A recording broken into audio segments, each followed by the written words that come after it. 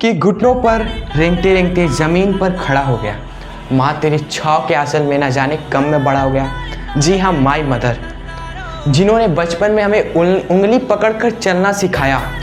चोट हमें लगे लेकिन सबसे ज़्यादा दर्द माँ को सताया। और माँ के लिए जितने भी शब्द मैं कह दूँ वो कम है, इसलिए एक ही फाइनल शब्द है। सभी लोग माँ से क्या करते हैं, बहुत प्यार करते हैं। सो आई लव यू माँ। ठीक है, तो स्टूडेंट्स आप देखिए जो आपका चैप्टर है वह माँ से ही रिलेटेड है। माई मदर एट 66। इसमें जो पोएट है वो अपने माँ को बहुत प्रेम करती है और उनके लिए उनका जो डर है, डर माँ को खोने का डर, वह इसमें बताया गया है बहुत ही सुंदर तरीके से। ठीक है, अगर आप उसको फील करके पढ़ोगे तो आंसू आ जाएंगे, लेकिन उतना भी फील नहीं करना है, हम आपको रुलाना नहीं चाहते।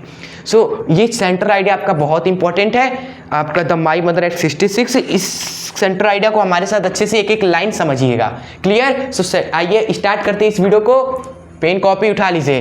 देखिए सबसे पहले सेंट्रल आइडिया में आपको 2 लाइनें लिख देनी है कि आखिर ये जो चैप्टर है आखिर किसने लिखा है, ये पोएम के रचयिता कौन है।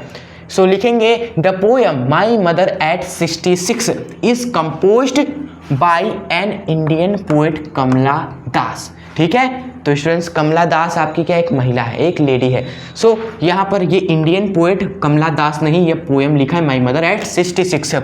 अब उसके बाद यहाँ से लेकर यहाँ तक मेन बॉडी, सेंट्रल आइडिया का मेन बॉडी दूसरा पैराग्राफ आपका होगा। ठीक है, तो ये आपका तरीका भी बता रहे कैसे आपको सेंट्रल आइडिया लिखना है। ये नहीं कि शुरू कर दिया, लिखते गए हो गया।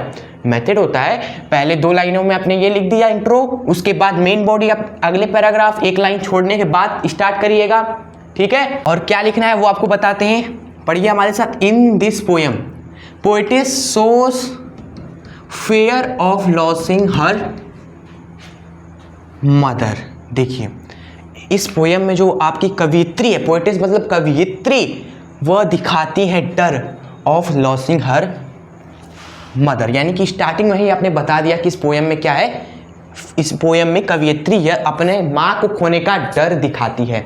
ठीक है, क्यों उनको माँ को खोने का डर है वो लिखेंगे आप सब, because her mother is very old. उनकी माँ क्या है, बहुत ही ओल्ड है, मतलब कि बहुत ही वृद्ध हो चुकी है।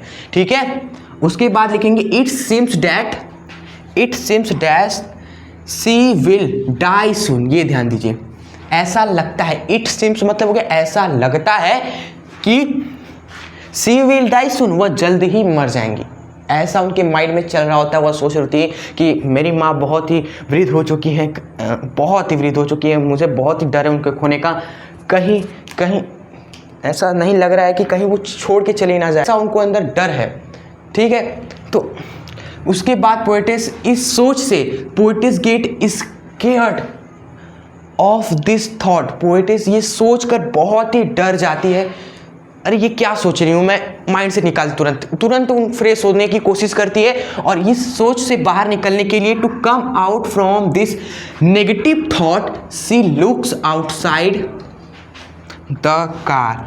तो ये नेगेटिव थॉट से बाहर निकलने के लिए वह तुरंत जिस कार में बैठी है उसी कार के बाहर देखती है थोड़ा सा। ठीक है, क्या देखती है बाहर क्या दिखता है आउटसाइड में, वो हम लिखेंगे यहाँ पर the world outside the car is full of Joy. यानी कि बाहर जो आपका संसार है उन्हें दिखता कैसा है, खुशियों से भरा, full of Joy. The world यानी कि द संसार हमारा, आउटसाइड यानी कि बाहर, द कार किसके, कार के बाहर जो हमारा संसार है वह कैसा है, फुल ऑफ जॉय यानी कि खुशियों से भरा हुआ है।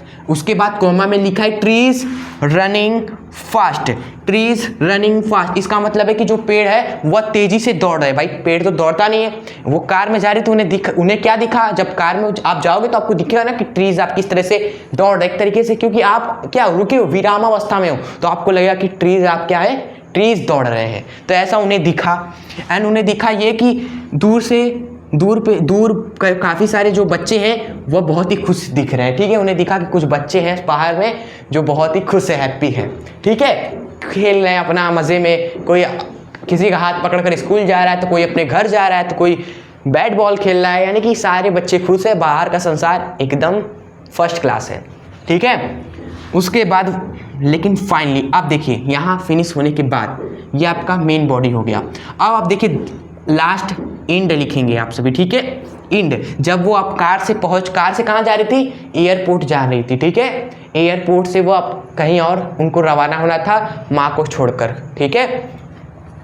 तो जब वो एयरपोर्ट पहुंच गई, एट एयरपोर्ट क्या हुआ आखिरी में, she felt pain to see pale face of mother. इस हो गया कि जो बिल्कुल ही डाउन हो चुका हो, जो डाउन आप देखते हो ना, जो आपकी ओल्ड वुमेन्स होती है उनका फेस कैसा दिखता है, वही फेस होता है आपका पेल फेस, ठीक है, जो झुर्रियों से थोड़ा भरा होता है, जो हल्का हल्का पीलापन येलोइश दिखता है, ठीक है, तो ऐसा आप समझ लीजिए।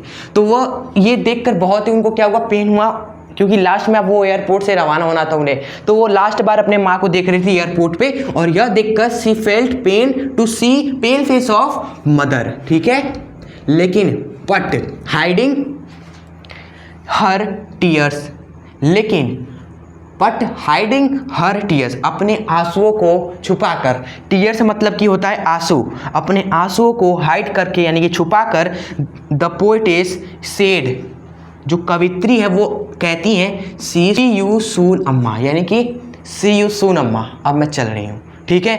और ये अंदर ही अंदर क्या हो रही थी, अंदर ही अंदर तो वो टूट चुकी थी, उनके अंदर ही अंदर पेन हो चुका था अपने माँ को